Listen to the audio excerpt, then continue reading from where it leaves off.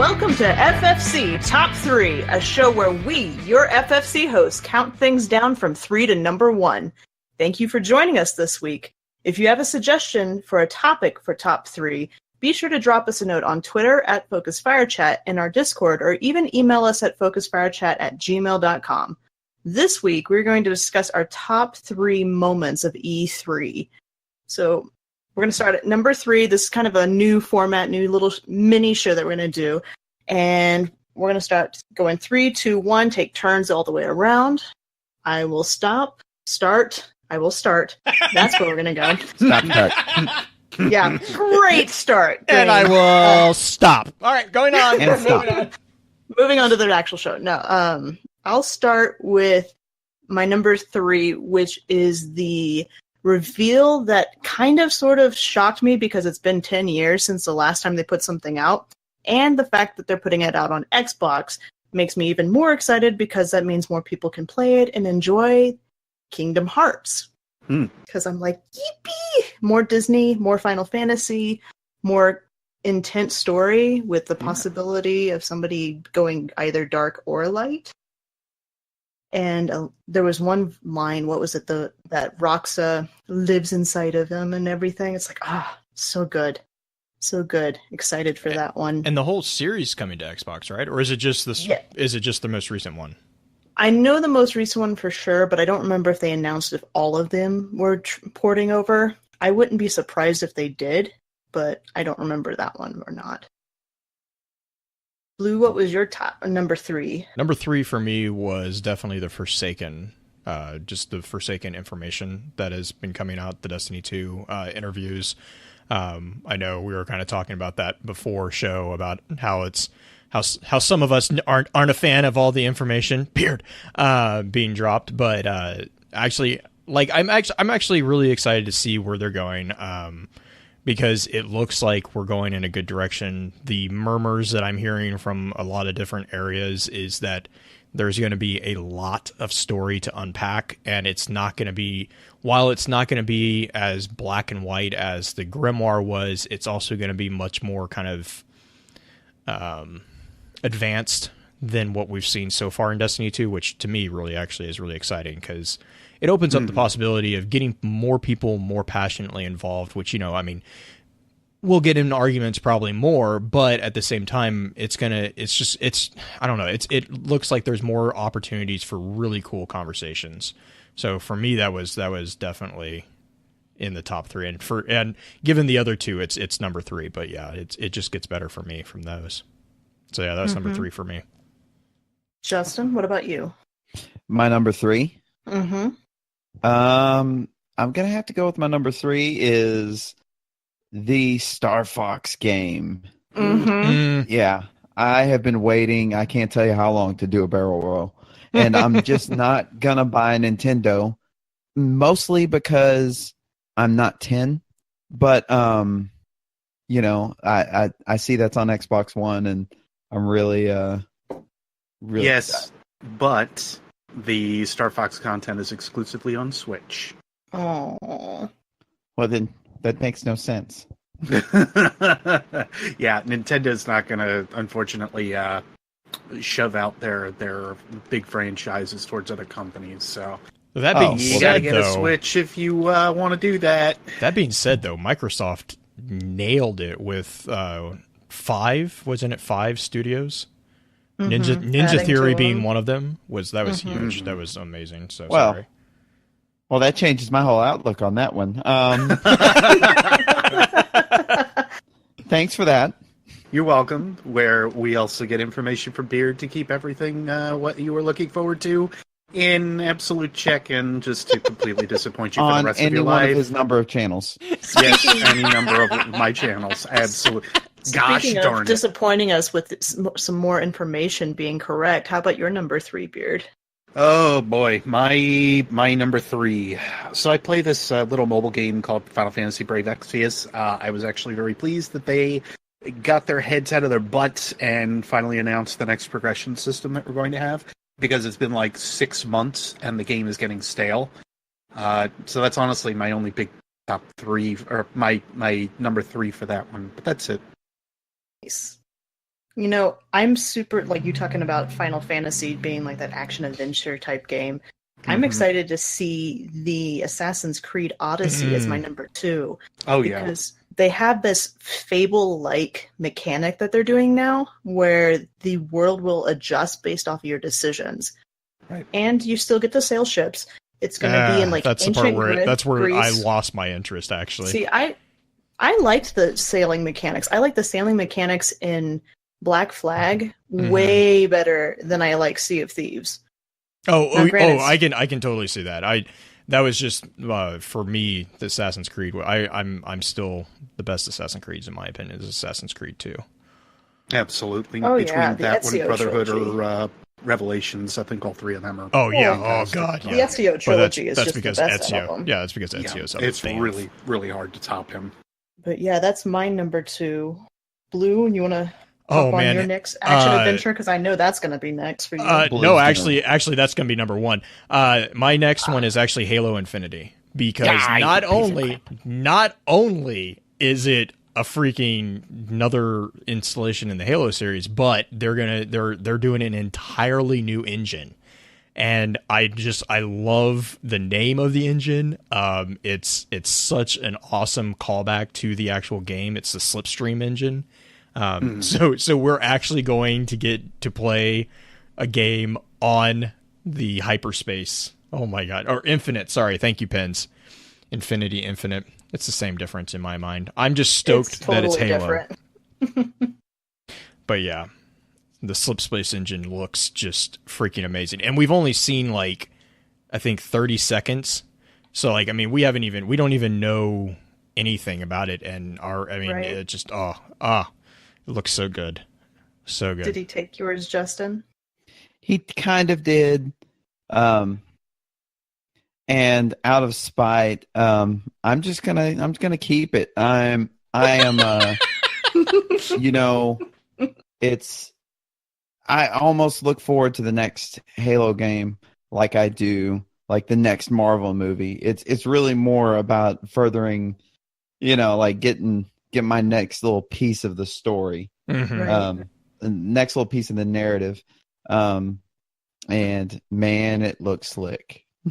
Yeah, That 2 minutes promo and picture. 18 seconds. Thanks, Yeah, Pens. that's Promo picture of it looks like Chief with his helmet off. yeah.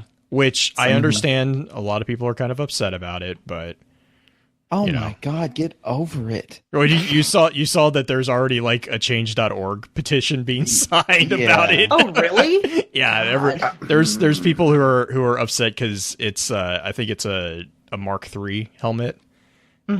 Which is the original. I think that's from Combat Evolved. Pins will probably correct me if I get that wrong, but it's from like one of the earlier games in the series. But yeah, people are already all up in arms, and I'm like, guys, I don't care. Jeez, Louise. Picky people being picky. Yep. Yeah. Beard, what's your number 2? Oh, sorry, real quick. Modified Mark. See, I told you he'd correct me. Modified Mark V from Halo 3. That's where I got the 3. So it fits. Yeah. Number 2 for me is.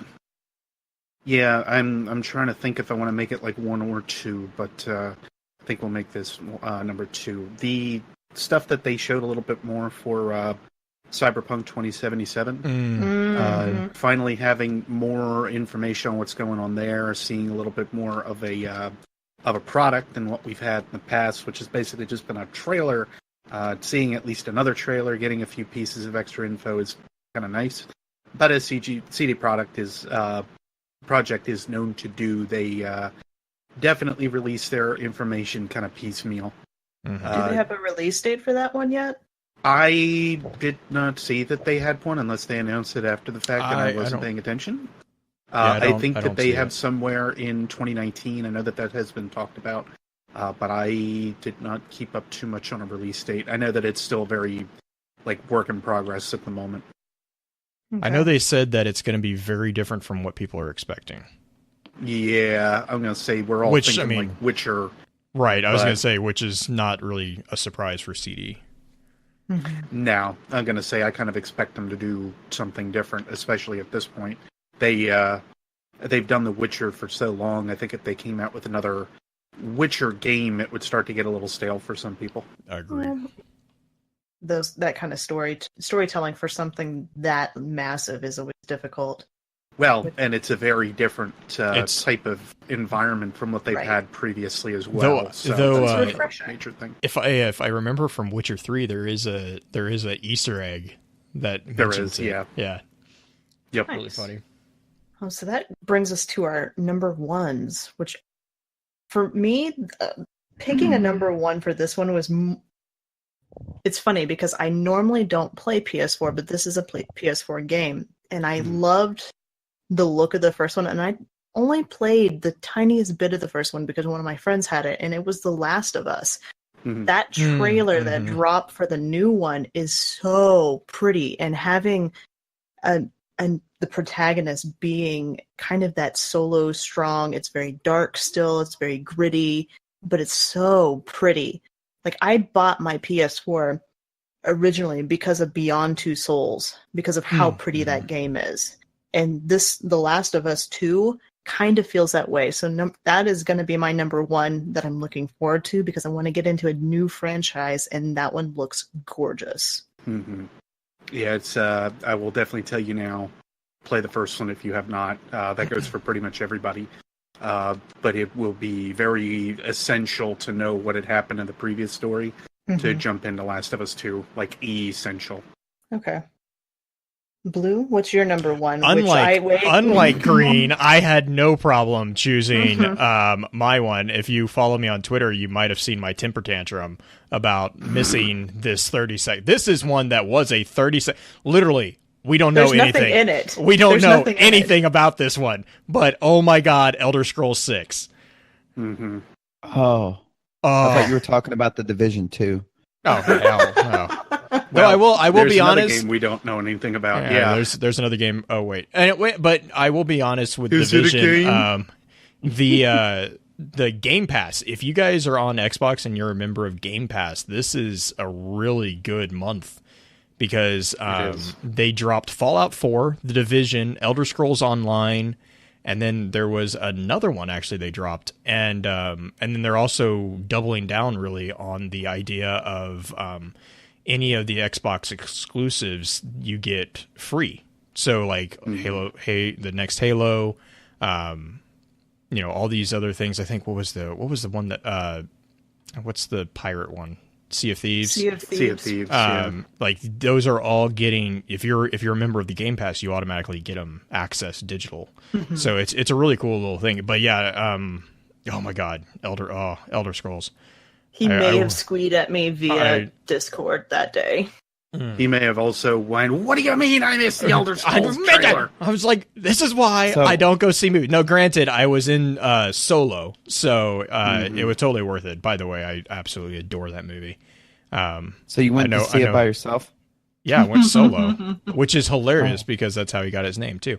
But anyways, no, I really liked the movie, and but yeah, I walked out of the movie and turned on Twitter, and one of the first things that I got was Bethesda had dropped it, and I was like, "You are freaking bleepity bleepy."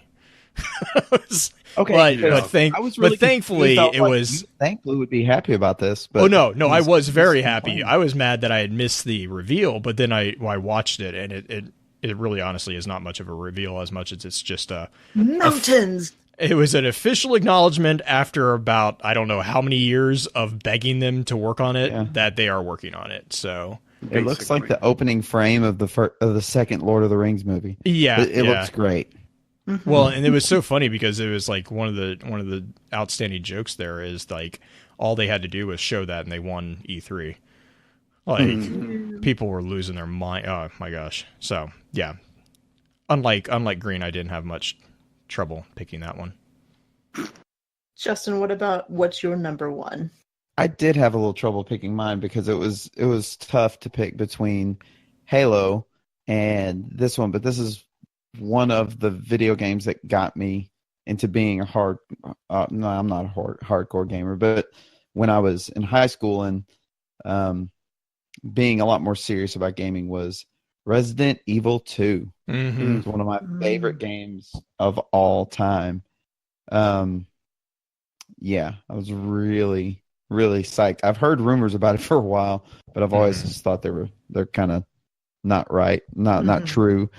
But is this a remastered, or are they doing? Is it 7 or how many Resident Evils are there at this point? No, I think this is a remake of Resident Evil 2. Nice. Yeah. The joke that was going on is that they're living up to the tradition of getting a different actor for Leon. Oh God.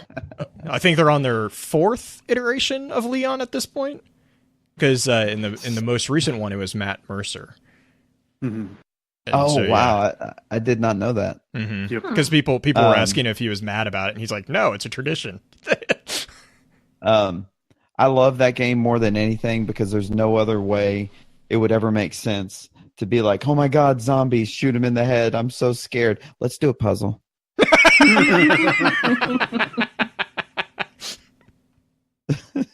mean, you're not wrong. Yeah, right. I'm gonna say. Oh, it's so good. Nothing is more satisfying than having the I can't remember what it's called, the large revolver. I don't think it's a Desert Eagle, but when you shoot the lower level zombies, just their head just goes explode. Yeah. You want to finish us out, Beard? Sure.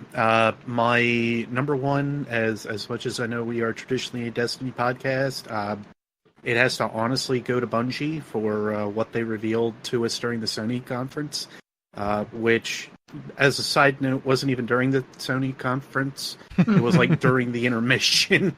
And wait, there was a conference? Funny. Yeah. Yeah. I thought that was like the only thing they showed because, my God, the only thing that I saw on my Twitter feed for the next, I don't know how long, was, did they just do that? Is that what just happened? It has been the single most, 1 minute, 57 seconds that I think I have seen people talk about throughout the entirety of E3. And I don't know if that is just a matter that I am, very focused on Destiny and whatnot, but Bungie did good with that marketing. They certainly did grab hold of people's interest again, especially with I'm not going to say what's in the trailer in case you want to go and actually see it for yourself. But yeah, that was the best minute 57, and it sparked a whole new meaning to what hype is founded behind, or what it is that they're going for, what tone they're going for, just all of that, and then added having a little shrine built up for this character outside of E3 was just ridiculous. So basically, what I'm getting at is that we are all a ridiculous bunch of fans, and we are ridiculous people, but it is a wonderful type of ridiculous. So please keep being you. 100%. Well, that's kind of our inaugural top 3, I guess. I don't have a great outro for this. If you have suggestions for a topic, I guess, be sure to hit us up. It could be anything gaming related. It could be as weird as top 3 cookie choices or ice cream flavors, or just something to break up kind of the week for you guys and to let you guys get to know us a little bit more, because we like sharing a little bit more. And that's why we do this podcast. So thank you for listening to Top 3, and I'll see you on Friday. Bye, guys.